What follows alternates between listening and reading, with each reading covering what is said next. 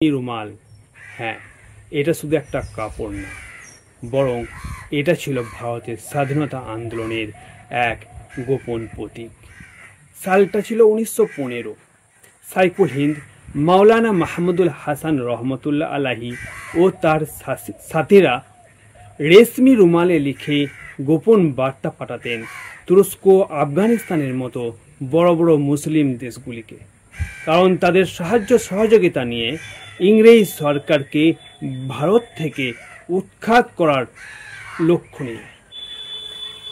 কিন্তু দুর্ভাগ্যবশত এই পরিকল্পনা ইংরেজ সরকার জেনে যায়। মৌলানা মাহমুদুল হাসান রহমতুল্লাহ আলাহিকে তারা মাল্টার কারাগারে পাঠিয়ে দেয়। সেখানে তারা 3 বছর সেখানে তিনি জেল খাটেন। এই ঘটনা, এই ইতিহাস আজকের আমাদের ইতিহাসের পাতায় নেই, আমাদের অনেকেরই অজানা।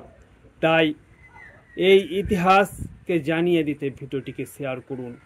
আর আপনার জানা ছিল কি ছিল না সেটা কমেন্ট বক্সে জানিয়ে যান। এই ঘটনা থেকে প্রমাণ করে ভারতের স্বাধীনতা আন্দোলনে উলামা সমাজের ভূমিকা, মুসলিম সমাজের ভূমিকা ছিল প্রথম সারিতে।